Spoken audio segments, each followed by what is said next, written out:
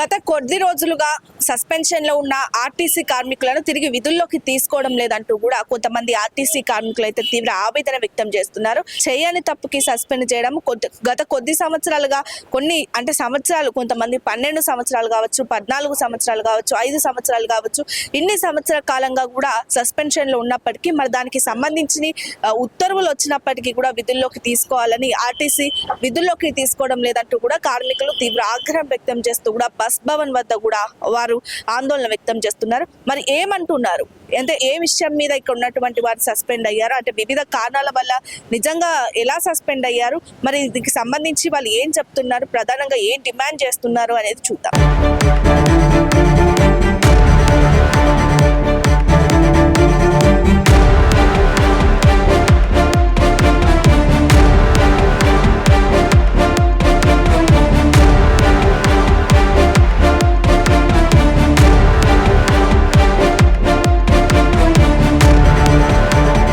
ప్రస్తుతం ఇక్కడ సస్పెండ్ కి గురైనటువంటి కొంతమంది కార్మికులు అయితే మనతో ఉన్నారు. వారితో మాట్లాడి చూద్దాము. ఎక్కడి నుంచి వచ్చారు, అంటే ఏం చేస్తూ సస్పెండ్ అయ్యారు, ఏం జాబ్ చేసేవారు మీరు ఆర్టీసీలో? నేను కండక్టర్ అండి, పరకాల డిపో. ఏ తప్పు అవసరం లేదు ఆర్టీసీలో ఉద్యోగం పోవడానికి. ఓ పెద్ద భారీ తప్పులు ఏం అవసరం లేదు, చిన్న చిన్న వాటికి సస్పెండ్ చేస్తారు. అది మేము చేసి అంటే డిపార్ట్మెంట్ ఎంచుకునేటప్పుడే ఆలోచించాలంటారు కదా, మేము అప్పుడు ఆలోచించలేదు. చాలా ఇబ్బంది పడుతూ మేము డ్యూటీ చేస్తాము. లేడీస్ అని చూడకుండా కూడా చాలా మందిని సస్పెండ్ చేశారు. జీవో కూడా మాకు అమలు చేస్తలేరు. ఆ జీవోలో ఏదో 491 మెంబర్స్ అంటున్నారు, అందులో మేము లేము. మరి అందులో మేము లేనంత మాత్రాన మేము ఆర్టీసీ కార్మికులం కాదా? మాకు వర్తించదా? ఏది గవర్నమెంట్ పాస్ చేస్తే వాళ్ళెవరు మేమెవరం? వాళ్ళేమన్నా చుట్టాలా ఆర్టీసీకి? మేమేమన్నా కాదా? అందరికి ఇవ్వాలి, అందరికి రావాలి, ఉద్యోగాలు అందరికి ఇవ్వాలనే కోరుకుంటున్నాం చాలా రోజుల నుంచి. అంటే ఎన్ని సంవత్సరాలు అవుతుంది మీరు సస్పెండ్ అయ్యి? ఎన్ని రోజులు సస్పెండ్ అయ్యి 3-4 years అవుతుంది. ఏ కారణం చేత వాళ్ళు ఇచ్చినటువంటి దాంట్లో మీకు ఏ కారణం చూపించారు, ఎందుకు సస్పెండ్ చేసినట్టుగా? పెద్ద కారణాలు ఏమి ఉండయండి. కారణాలు ఏం 4 రోజులు డ్యూటీకి రాకపోతే కూడా వాళ్ళు తీసి పక్కకు పెట్టేస్తారు, రిమూవ్ చేసేస్తారు. అబ్సెంటిజం అని చెప్తారు. నీ ఇష్టానికి మానేస్తే బస్సులు ఎవరు నడపాలంటారు. వాళ్ళకి చాలా కథలు ఉంటాయిలేండి. మరి ఫైనల్లీ ఏం చెప్తాం అనుకుంటున్నారు? మళ్ళీ మిమ్మల్ని తీసుకోవాలి విధుల్లోకి అని ఏమైనా నోటీస్ వచ్చిందా? తీసుకోవాలని ఫైట్ చేస్తున్నాము. లోపలికి వెళ్తే ఎవరు కలవరు, ఎవరు సరైన సమాధానం మేము అడిగిందని చెప్పారు. మాది అంతా అగమ్య గోచరంగా ఉంది. మరి ఏంటి 3-4 సంవత్సరాలు అవుతుంది అంటున్నారు సస్పెండ్ అయ్యి, మరి ఎట్లా నడుస్తుంది మీది? నడుస్తుంది మాదేదో మేము చూసుకుంటున్నాం. మేము అందరం, మా అమ్మాయి టైలరింగ్ చేస్తుంది, ఆ అమ్మాయి సిఓగా చేస్తుంది గ్రూపులలో, నేను వేరే వర్క్ చేసుకుంటా. పిల్లలని చదువు మేమంటే ఒకటి గుర్తుపెట్టుకోవాలి. ఎప్పుడైనా ఒక ఎంప్లాయ్ బయటకు వచ్చిందంటే ఆ ఎంప్లాయ్తోని 4 members బయటకు వచ్చినట్టే. పిల్లలు ఉంటారు, హస్బెండ్ ఉంటారు, అత్త మామ ఉంటారు. ఏదంటే ఒకరు బయటకు వస్తే అందరికీ ఇబ్బందే కదా, అలా కూడా ఆలోచించాలి. బకాయిలు ఏమైనా ఉన్నాయా మరి ఆర్టీసీ నుంచి వచ్చేవి, లేదా మొత్తం మీకు అప్పచెప్పాకనే? అప్పచెప్పలేదు, అలా అప్పచెప్పారు. మరి ఇప్పుడు మీకు ఏమని వచ్చింది రెస్పాన్స్ మీరు లోపల అడుగుతున్నప్పుడు? 491 members కే మేము చూస్తున్నాము, మిగతా వాళ్ళు లిస్ట్ లో పేరు లేని వాళ్ళ గురించి మాకు అవసరం లేదు అంటున్నారు. అంటే సస్పెండ్ అయిన మొత్తంలో కేవలం 491 మందికే అని చెప్తున్నారు. మొత్తం 1300 మంది ఉన్నారంట.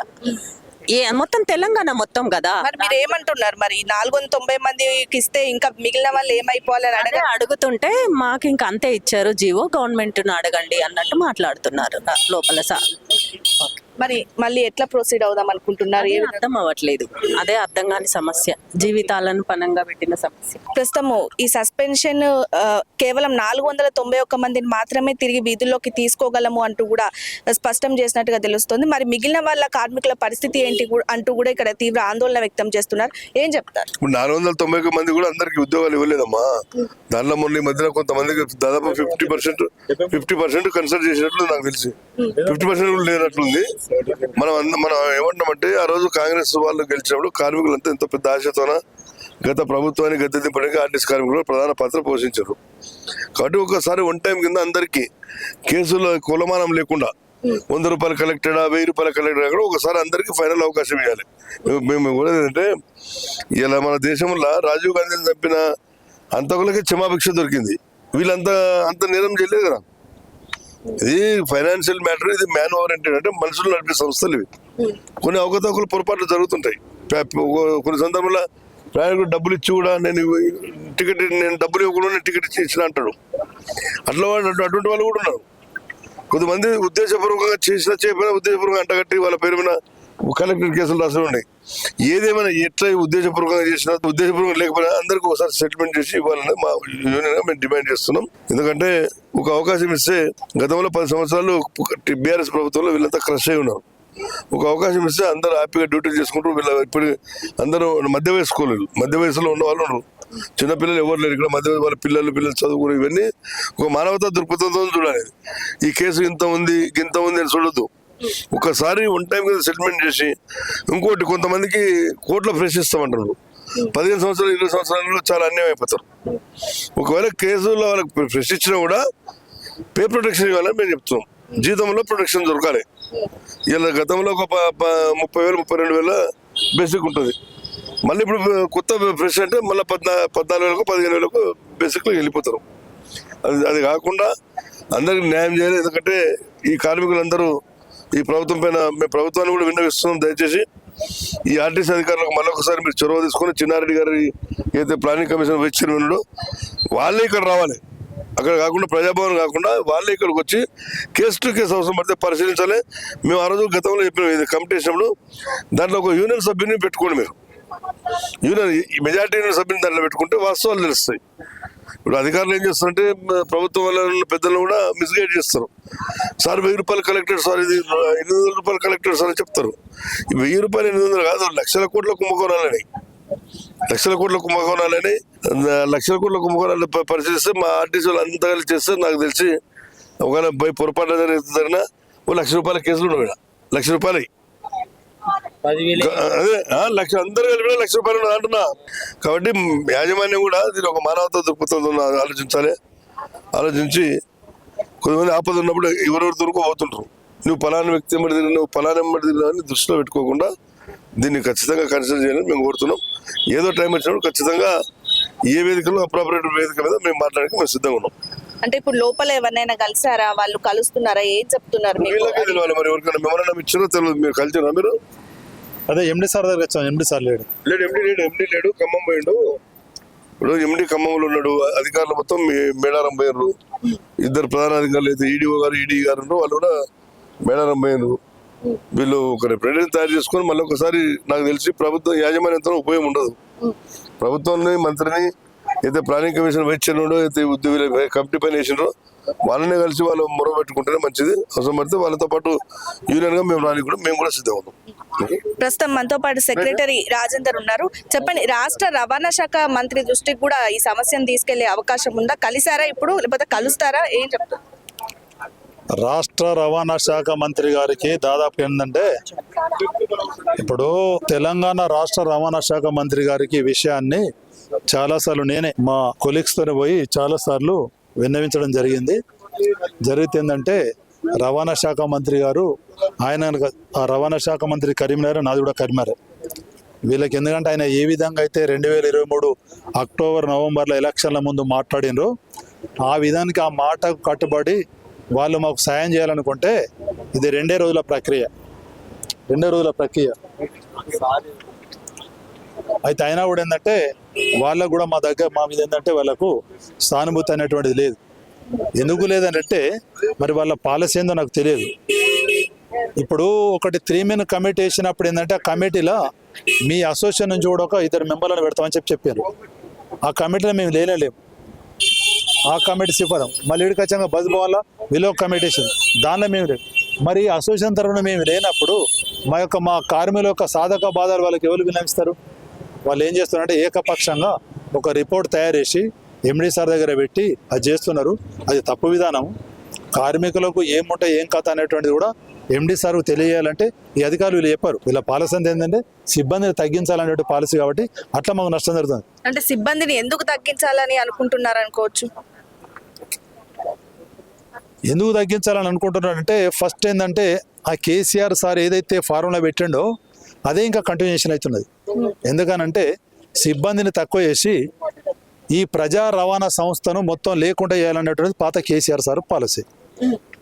మరి ఇలా కాంగ్రెస్ గవర్నమెంట్ వచ్చినప్పుడు అది మా దగ్గర రాదా, దీన్ని మేము కరెక్ట్ నడిపిస్తామని అనుకున్నప్పుడు మొన్న రీసెంట్గా ఈ రాణిగంజ్ డిపోకు మొత్తం ఎలక్ట్రల్ బస్సులు వచ్చేసింది. ఎలక్ట్రల్ బస్సులు అయితే అక్కడ ఉన్నటువంటి బస్సులు మా సిబ్బంది అంతా బయటకు వెళ్ళిపోవాలి. ఎందుకంటే ఎలక్ట్రల్ బస్సు ప్రైవేట్ వాళ్ళది, దాని డ్రైవర్ ప్రైవేట్ అయినా ఎక్కడ మాకు ఎక్కడ స్థానం ఉంటుంది. కర్మాడ్ 2 డిపో ఉంది, మొత్తం ఎలక్ట్రల్ బస్సులు. నిజామాబాద్ 2 డిపో ఉంది, ఎలక్ట్రల్ బస్సులు. వరంగల్ 2 డిపో ఉంది. ఇట్లా ఇప్పుడు అది ఏంటంటే అది మా పాలసీ కాదు, సెంట్రల్ గవర్నమెంట్ పాలసీ. ఈ పొల్యూషన్ కంట్రోల్లో పెట్టడానికి కోసం సెంట్రల్ గవర్నమెంట్ దాన్ని ప్రొవైడ్ అయితే మేము వినియోగించాలంటారు. కరెక్టే. దానికి సంబంధితంగా ఏంటంటే ఇప్పుడు పాత ఎండి సారి పిల్లలు మొత్తం అవుట్ సోర్సింగ్ తీసుకొని తెరలేపారు. అది మాకు నష్టం కదా. వాళ్ళ ఉద్దేశం ఏంటంటే మ్యాన్ పవర్ తగ్గించి ఆర్టీసీ ఏంటంటే బాగా ఏంటంటే 1000 కోట్లు ఖరీదు చేసేటువంటి ప్రాపర్టీస్ ఉన్నాయి. వాళ్ళ ఉద్దేశం ఏందో తెలియదు కానీ మ్యాన్ పవర్ తగ్గిస్తున్నారు. అంటే ఇప్పుడు ఎలక్ట్రిక్ బస్సులను తీసేసి డ్రైవర్లను తీసేసి ఆర్టీసీ బస్సులను తీసేసి ప్రైవేట్ డ్రైవర్లను పెట్టుకున్నప్పుడు వీళ్ళకి ఏం ప్రత్యామ్నాయం చూపించదలిచారు మరి? ప్రత్యామ్నాయం అంటే ఇప్పుడు రిటైర్మెంట్ అవుతారు, వాళ్ళ ప్లేస్ రిక్రూట్మెంట్ లేదు, కొందరు చనిపోతారు. వాళ్ళ ప్లేస్లు ఏంటంటే వాళ్ళ పిల్లలకు ఇచ్చిన కదా, వాళ్ళ పిల్లలకి ఇస్తే కూడా ఏంటంటే వాళ్ళు 40,000 జీతంతో వాళ్ళు దిగిపోతే వీళ్ళకు నెలకు 18,000 చొప్పున కాంట్రాక్ట్ బేస్ అని తీసుకున్నారు. ప్రత్యామ్నాయం ఏం లేదు. ప్రత్యామ్నాయం ఏంటంటే ప్రభుత్వం దీనిలో ఇన్వాల్వ్మెంట్ కావాలి. ఇప్పుడు సీఎం సార్ ఉన్న తర్వాత మన రవాణా శాఖ మంత్రి గారు మరి వీళ్ళ ప్రాబ్లం ఉందని చెప్పి వాళ్ళు ఇన్వాల్వ్మెంట్ అయినప్పుడే ఈ సమస్య సాల్వ్ అవుతుంది. ఇక్కడైతే వీళ్ళు ఏమంటారు అంటే మాకు అది వచ్చేసింది, మేము ఎక్కడికైతే ఇయ్యను అంతమందికి ఇచ్చేసాం, మా పని అయిపోయింది, వాళ్ళది చిన్న తప్పు ఉండదు పెద్దగా తప్పది అని చెప్పి వాళ్ళు పబ్లిక్. అది కరెక్ట్ కాదు అది. ఎందుకంటే ఏ తప్పైనా కూడా ఒక్కసారి ఎక్స్క్యూజ్ చేయాలని చెప్పి గవర్నమెంట్ సిఫారసు చేసింది. దానికి కట్టుబడి ఉండాలి కదా. మేము కట్టుబడి ఉన్నాం కానీ ఇప్పుడు ఈ ఆర్టీసీ యాజమాన్యం ఎక్కడ కట్టుబడి ఉన్నది? ఇప్పుడు ఎండి కలవలేదు కాబట్టి మళ్ళీ వచ్చి కలిసి వస్తాం, మళ్ళీ ఎండి సార్ దగ్గర మళ్ళీ వస్తాం. ఎందుకంటే ఇప్పుడు మన 43 మందికి ఒక లిస్ట్ ఇచ్చారు. 43 మందికి ఒకే రకమైన పనిష్మెంట్ ఎట్లుంటుంది? ఏ విధంగా ఫ్రెష్ ఇస్తారు? ఇప్పుడు అందరి ఒక తప్పు కాదు కదా, తప్పులు అనేవి డిఫరెంట్ రకాలు ఉంటాయి కదా. మొత్తం మంది ఫ్రెష్ ఎట్లా ఇస్తారు? అంటే జస్టిస్ అనేటువంటి ఏంటంటే చట్టంలో ఏదైతే ఉందో ఇప్పుడు జ్యుడిషియరీ వ్యవస్థను కూడా వీళ్ళ చేతుల్లో తీసుకొని తయారు చేస్తున్నారు. అది తప్పు కదా. దాన్ని మేము ఏంటంటే మేము న్యాయస్థానం దాని మీద హైకోర్టులో ఏంటంటే ఒక పిల్లి వేయడానికి దాన్ని ఈ ఏదైతే జీవో ప్రకారం 409 దాన్ని అమలు చేయని చెప్పి మేము హైకోర్టు పోవాలని చెప్పి నిర్ణయించుకున్నాం. ఒకసారి ఎండి సార్ను కలిసిన తర్వాత దానికి మళ్ళీ అంటే ఎవరికైనా కానీ ఎక్స్క్యూజ్ దొరికే ఛాన్స్ ఉంటుంది, కానీ తప్పు చేసినటువంటి డ్రైవర్లను మాత్రం అంటే వరుస రోడ్డు ప్రమాదాలు అవి చూస్తున్నాం కాబట్టి డ్రైవర్లను మినహాయించండి అని చెప్తే ఏం చేస్తారు? మేడం చూడండి, మన తెలంగాణ రాష్ట్రంలో ప్రభుత్వ రంగ సంస్థలు ఎన్నో ఉన్నాయి. అది రెవెన్యూ కావచ్చు, పోలీస్ కావచ్చు, హెల్త్ కావచ్చు, పంచాయతీరాజ్ కావచ్చు, ఇరిగేషన్. కానీ మొత్తం మంది ఎంప్లాయీస్లలో నికార్స్గా పనిచేస్తున్నటువంటి ఎంప్లాయీస్ దేని ఉన్నారంటే మా ఆర్టీసీలో ఉన్నారు. ఏ డిపార్ట్మెంట్లో పనిచేస్తున్నా నేను ఛాలెంజ్ చేస్తున్నా, ఒక ఎంప్లాయీ రమ్మనురి. నాన్ కరప్టెడ్ ఎంప్లాయీస్ ఎవరంటే మా ఆర్టీసీ వాళ్ళు. ఓన్లీ వాళ్ళకి ఏంటంటే ఫ్రీ ట్రావెలింగ్ చేసేటువంటి అది తప్ప మిగతా వాళ్ళు ఎక్కడ కూడా ₹1 ఫ్రాడ్ చేయడానికి వీల్లేదు. మళ్ళీ అందులో ఇంకోటి ఏంటంటే ఎంత వాళ్ళు విజ్ఞతతోని వాళ్ళు ఎంత డిసిప్లిన్ పనిచేస్తారంటే వర్షం పడని వరదలు రాని మొత్తం ఉరువులు మెరుపులని 3:30కు బస్ స్టాండ్ ఒక బస్సు రావాలంటే 3:30 అక్కడ ఉంటుంది. వర్షం పడదంటే బడికోయే టీచరు బడికోడు, రెవెన్యూ క్లర్కు ఆఫీస్కోడు. కానీ మా బస్సులు మాత్రం మీరు ఏ టైం అయినా చూడండి, అవి ఏంటంటే టైం టు టైం ఏంటంటే 10 గంటలకు రావాలంటే ఒక 5 నిమిషాలు అటుతోనే అక్కడ బస్ స్టాండ్లో బస్సు ఉంటుంది. ఇంత పారదర్శకంగా ఏ డిపార్ట్మెంట్ పనిచేస్తుంది? ఇవాళ వాళ్ళకి ఏదో డ్రైవర్లు కొత్త నువ్వు టక్కర్ చేసినావు, నిన్ను చెక్ చేస్తే నీకు ఇంత వచ్చిందనంటే బ్రీతింగ్ ఏంటంటే ఇప్పుడు వాళ్ళు డ్రంక్ అండ్ డ్రైవ్ అనేటువంటి కేసులలో మా వాళ్ళని మస్తు మంది తీసేసారు. అసలు డ్రంక్ అండ్ డ్రైవ్ అంటే ఏంది? మా సిపిఎం మేడం తెలవాలి. డ్రంక్ అండ్ డ్రైవ్ అంటే ఏంది?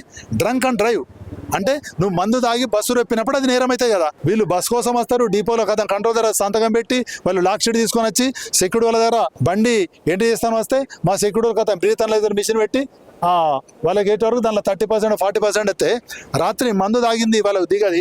మందు తాగుతలేరా ఆఫీసర్లు? తాగుతలేరా మందు? మరి మందు అన్నట్టు ఇవన్నీ వైన్ షాపులు ఎందుకు? మరి వైన్ షాపులు తీసేయాలి కదా. నేనేమంటున్నా అంటే ఆ డ్రైవరు లాక్ షీట్ ఎంట్రీ చేసి బస్సు తీసుకొని పోయి మార్గం మధ్యన లైన్ మీద అతను తాగిన మైకోల ఎవరికైనా గుద్ది చనిపోతే అప్పుడు ఆయనను రిమూవ్ కాదు, ఆయనకు మీరు ఒక ఫైన్ వేయండి. అలాంటి కేసులు ఒక చూపెట్టండి. వీళ్ళు తాగి గుద్దినప్పుడు ఒక మనిషి చనిపోతే పోలీసు వాళ్ళు వచ్చి పంచనామా చేస్తే ఏ మనిషి ఏ డ్రైవర్కు ఆల్కహాల్ వచ్చింది అలాంటి చూపెట్టండి. అటువంటి ఎక్కడుంది? లేదు కదా. అంటే మీ అంతటా మీరే కథం. ఆల్రెడీ సుప్రీంకోర్టు మన గైడ్లైన్స్ ఉంది, జీవో ఉంది. బ్రీత్ అనలైజర్ మిషన్ పెట్టి మీరు వాళ్ళు తాగిందని చెప్పి సర్టిఫైడ్ అయ్యడానికి బ్రీత్ అనలైజర్ మిషన్ అది ప్రామాణికం కాదని జడ్జిమెంట్ ఇచ్చింది.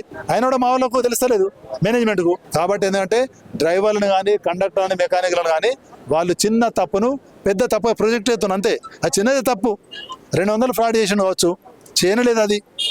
ఇప్పుడు మహాలక్ష్మి పథకం వచ్చిన తర్వాత మహాలక్ష్మి పథకం అమలు కావాలంటే ప్రభుత్వానికి పేరు వస్తుంది. తన ప్రభుత్వానికి పేరు వస్తే కండక్టర్లు యొక్క ఉద్యోగులు చాలా మంది కోల్పోతున్నారు. 60 మంది ఎక్కే బస్సులో 90 మంది ఎక్కుతున్నారు, 100 మంది ఎక్కుతున్నారు. అయినా కూడా ఏంటంటే తీసుకుపోతున్నారు, టికెట్లు ఇస్తున్నారు, ప్రభుత్వానికి పేరు వస్తుంది కదా. మరి అటువంటిప్పుడు ఏంటంటే ప్రభుత్వం కూడా ఏంటంటే ముఖ్యమంత్రి సార్ కానీ మన రవాణా శాఖ మంత్రి గారు ఒకసారి చూసి ఇదంతా అద్దానని చెప్పి ఒక it is one for all అని చెప్పి నేను చాలాసార్లు చెప్పిన. ఒక్కదాని కింద మొత్తం మందిని ఎక్కియాలని చెప్పి అంటున్నాను నేను. వాళ్ళు 400 ఉన్నారా 500 ఉన్నారా? ఈ గవర్నమెంట్ వచ్చిన తర్వాత ఎంతమంది ప్రజానికి అప్పీల్ చేశారు వాళ్ళందరికీ ఉద్యోగం చెప్తున్నా. ఇదే విషయం చెప్తున్నా. ఇదే విషయం కోసం మళ్ళీ ఒకసారి వస్తాం, వచ్చి ఎండి సార్ రిక్వెస్ట్ చేస్తాం. అక్కడ కాకపోతే ఏంటంటే దాని ప్రణాళిక అనేది వేరే రకంగా తయారు చేస్తామని చెప్పి చెప్తున్నాను. రైట్. మొత్తానికి చూసుకుంటే చిన్న చిన్న తప్పుల వల్ల కూడా ఏదైతే 100-150 రూపాయలు లాంటి తేడా వచ్చినటువంటి కండక్టర్లతో పాటు సిబ్బంది డ్రైవర్లు కూడా చిన్న చిన్న మిస్టేక్స్ ఉన్నటువంటి వారిని తొలగించారు. వారిని తిరిగి విధుల్లోకి తీసుకోవాలి. వారి మీద వారి కుటుంబం కూడా ఆధారపడి ఉంది కాబట్టి ఖచ్చితంగా రవాణా శాఖ కావచ్చు, లేకపోతే ఆర్టీసీ ఎండి కావచ్చు, దీనిపైన చర్య తీసుకోవాలి. అందరికీ ఒకసారి చివరిగా అవకాశం కల్పించాలి అని కూడా ఇక్కడ ఉన్నటువంటి ఆర్టీసీ కార్మికులు అయితే కోరుతున్నారు. కెమెరామెన్ ప్రవీణ్ తో నవ్య, విశ్వం టీవీ.